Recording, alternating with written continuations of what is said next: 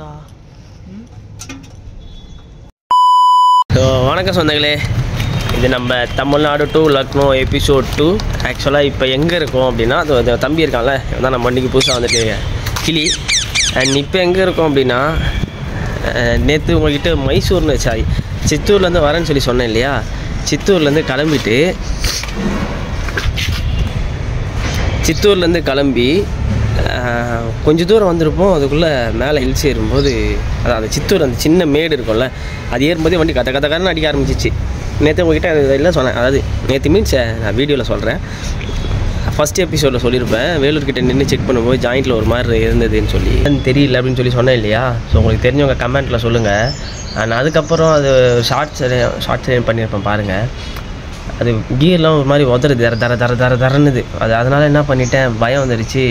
ஃப்ரெண்டுங்கிட்ட கேட்டேன், அவங்க என்ன பண்ணாங்க, இல்லை அதை மாற்றிடு, ரப்பர் மாற்றிடு, இன்கேஸ் அது போயிடுச்சுன்னா கட் ஆகிடும் அப்படி இப்படின்னு சொல்லிட்டாங்க. ஒவ்வொருத்தரும் ஒன்று சொன்னாங்க.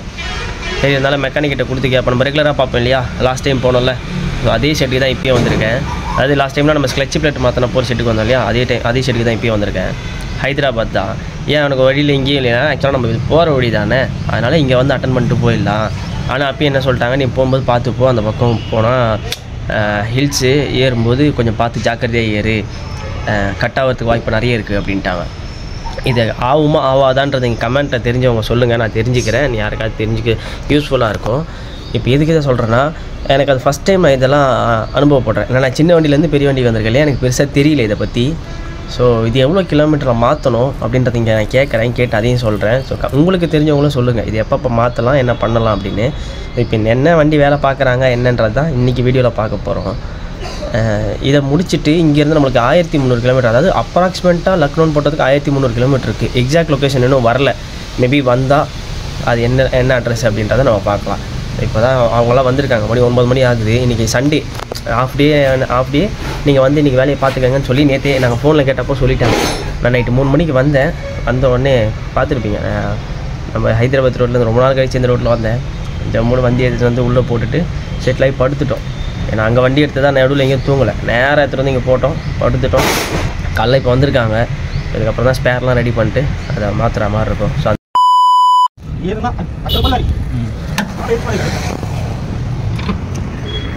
మనం ఏం ఉండదు. ఇంతకుముందు కూడా ఇన్స్టాగ్రామ్ లో పోస్ట్ किया वो क्लच पर डालने के बाद देखेगा ना, देखिए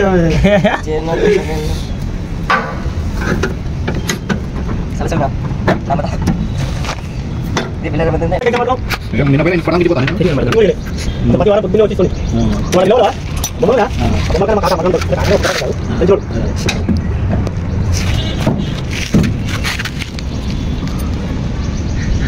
ஓகேவா பக்கா. இந்த ரப்பர் மட்டும் தான் சேஞ்ச் பண்ணணும்னு நினைக்கிறேன். இது மட்டும் தான் போயிருக்குன்னு சொன்னார். இன்ஸ்டாகிராம் எடுத்தது இன்ஸ்டாகிராம்ல யூடியூப்ல இன்ஸ்டாகிராம்ல சார் క్లచ్ పెట్టేసి మనం మంచిగా వేసి పెట్టింది.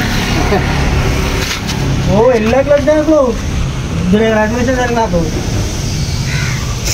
నేను ఆటో నగర్కి అంకితం చేయకుండా అంత మొత్తం దేశం మొత్తం చూసేటట్టు చేసి నేను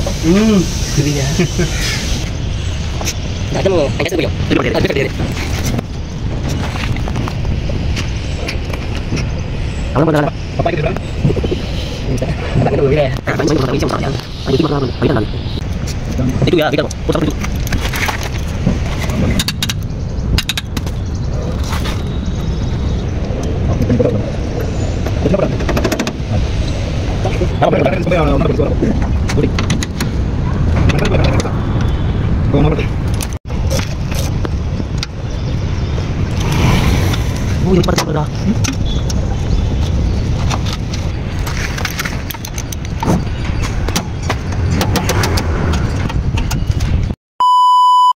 இப்போ எங்கே இருக்கான்னா, ஹைதராபாத்தில் நீங்கள் பார்த்தீங்களா, வேலையை முடிச்சுட்டு கிளம்புறோம். அண்ட் இதுக்கெல்லாம் முன்னாடி ஒரு விஷயம் நான் சொல்லிக்கிறேன். இப்போ வண்டி வேலை பார்த்தது வரைக்கும் ஓகே. இப்போ இந்த லோடை நான் ஏற்றினேன்ல, அதை பற்றி நான் உங்ககிட்ட எதுவுமே சொல்லலை கரெக்டாக. ஸோ அதை பற்றி சொல்லிடுறேன், கொஞ்சம் வெயிட் பண்ணுங்கள். ஃபஸ்ட்டு இந்த லோடு பார்த்தீங்கன்னா நம்ம திருச்சியில் ஏற்றினது, திருச்சியில் விராலிமலை பக்கத்தில் இந்த லோடு ஏற்றினது. அண்ட் இது என்ன லோடு அப்படின்னு பார்த்தீங்கன்னா, இந்த இப்போ காட்டுறேன் பாருங்கள், நம்ம வண்டிக்கு வர ஆக்சில் அந்த இதெல்லாம் அந்த ஆக்சில் அப்புறம் அதில் வர செட் எல்லாமே நம்ம அதாவது லைலாண்டு கம்பெனிக்கு போகிற ஸ்பேர் தான் இது அப்படின்னு சொல்லி சொன்னாங்க.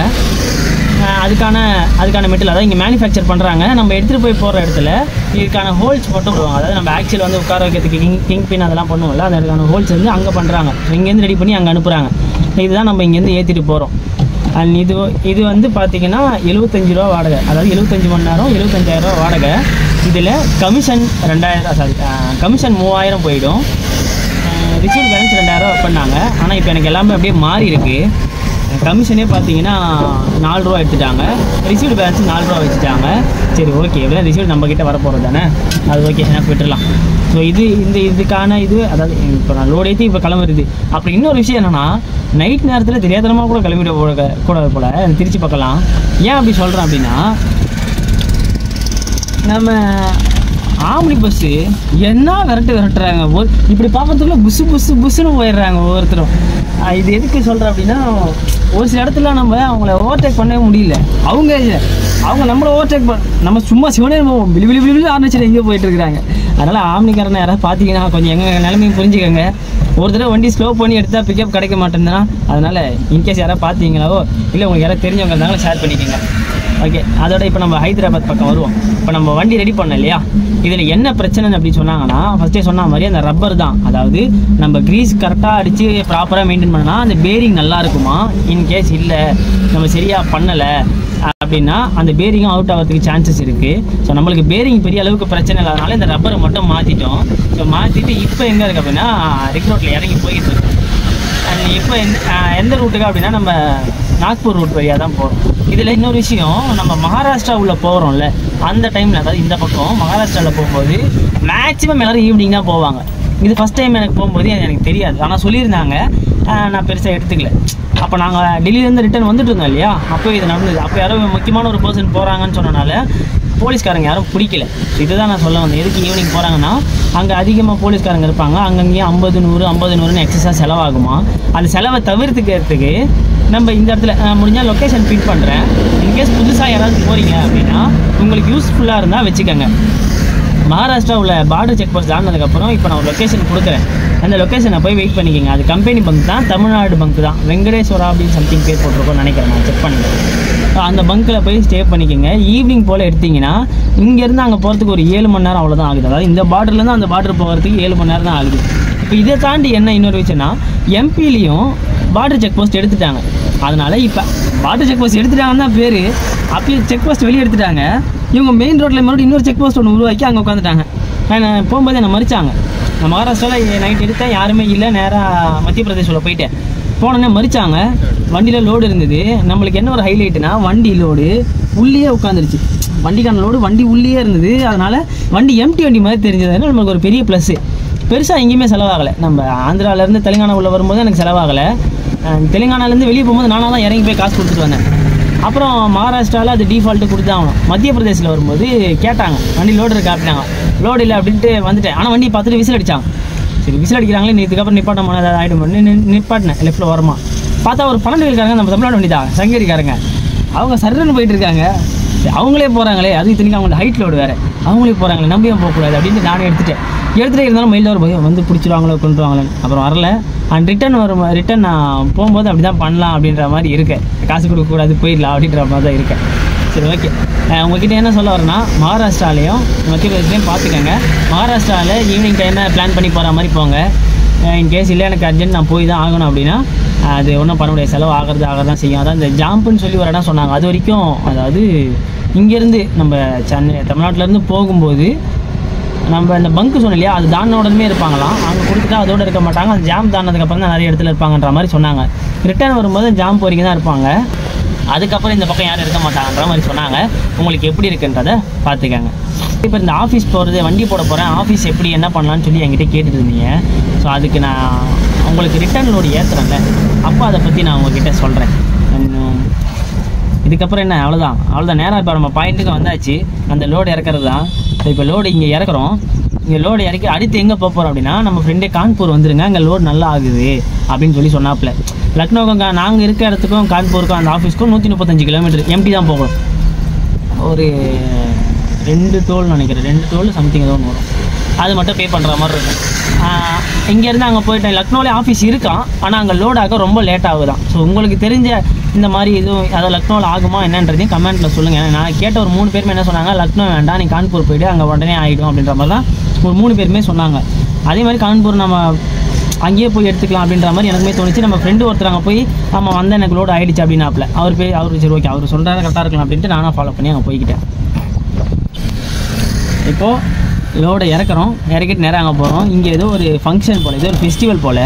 ஸோ இங்கே எங்களுக்கு சாப்பாட்டுக்கு பிரச்சனை இல்லை. ஏன்னா ஒரே தெருவில் கிட்டத்தட்ட ஒரு 5-6 பேர் மொத்தமாக அன்னதானம் போடுறாங்க. அந்த ஹனுமனுக்கு ஏதோ ஒரு ஃபெஸ்டிவல் என்னன்னு தெரியல. அதனால் எங்களுக்கு சாப்பாட்டுக்கு இங்கே பஞ்சம் இல்லை. ஸோ அவ்வளோதான், இதோட லோடு முடிச்சிட்டோம்.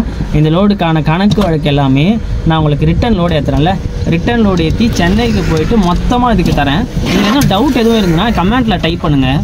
இன்னொரு விஷயம் என்னென்னா, என்னால் உடனே வீடியோ போட முடியலன்னு தப்பாக நினச்சிக்காதீங்க. ஏன்னா கொஞ்சம் டைம் இல்லை. அதனால் இப்போயும் பாருங்கள், நான் ஃபஸ்ட்டு வீடியோலாம் பார்த்தீங்கன்னா நான் எடுத்துக்கிட்டு இருப்பேன், ஏதாவது ஒரு இடத்த எடுத்து வச்சு பேசுவேன். இப்போ எனக்கு முடியல, நான் எங்கே கிளிப்பு கிடைக்கிறதோ எடுத்து வச்சுக்கிட்டு உட்காந்து மொத்தமாக பேசுகிறேன். இதில் நான் ஏதாவது சொல்கிறேன், ஒரு சில விஷயத்தை சொல்ல மறந்துடுறேன். அது அப்படின்னா அடுத்த கிளிப்பில் கூட சேர்த்து போட்டுக்கிறேன். ஓகேங்களா? குறை நிறைகள் இருந்தால் மன்னிச்சுக்கோங்க. இன்னொரு அடுத்த இந்த எபிசோடு இதோட என் பண்ணிக்கிறேன். அதாவது நம்ம கான்பூர் போய் இறக்குறோம்ல, இதோட இந்த தமிழ்நாட்டிலேருந்து லக்னோ வந்தது இதோட என் பண்ணிக்கிறேன். அதுக்கப்புறம் நம்ம ரிட்டர்ன் ஓடி ஏற்றி போகிறத அடுத்த இதில் பார்த்துக்கலாம். இதோ வேறு எதுவும் மறுபடியும் அதான் சொல்கிறேன். எதாவது டவுட் இருந்தால் கமெண்ட்டில் கேளுங்க, கண்டிப்பாக நான் ரிப்ளை பண்ணுறேன். அதை உங்களுக்கு அதில் ரிப்ளை பண்ண முடியலன்னா கண்டிப்பாக நான் வீடியோ மூலிமா வந்து ரிப்ளை பண்ணிடுறேன். இதை தாண்டி வேறு எதுவும் இல்லை. நம்மளுக்கு வண்டிக்கு செலவானது பார்த்திங்கன்னா மொத்தமாக ஒரு 1000 ரூபா பக்கம் தான் செலவாயிருக்கு. அந்த ரப்பர் 350 ரூபா, அவங்க லேபர் வந்து 550 ரூபா. அது இல்லாமல் லைனிங்லாம் கொஞ்சம் செக் பண்ணேன். லைனிங்லாம் ஓகே நல்லா இருக்குது அப்படின்ட்டாங்க. அது வரைக்கும் திருப்தியாக இருந்தது. ஓகே, ஏன்னா லைனிங் அடிக்கணும்னா அதுவே 15 ரூபா 18 ரூபா பக்கம் வருதுன்னு சொல்லி சொன்னாங்க. ஸோ அதனால் இன்னும் நீங்களுமே வண்டி பண்ணுறீங்கன்னா முடிஞ்ச அளவுக்கு மெயின்டெனன்ஸ்னு ஒரு அமௌண்ட் எடுத்து வச்சுக்கோங்க. இல்லைனா என்ன மாதிரி தான் பார்த்து முக்கணும் பார்த்துக்கோங்க. ஓகே சொன்னாலே இதோட இந்த வீடியோ என் பண்ணிக்கலாம்.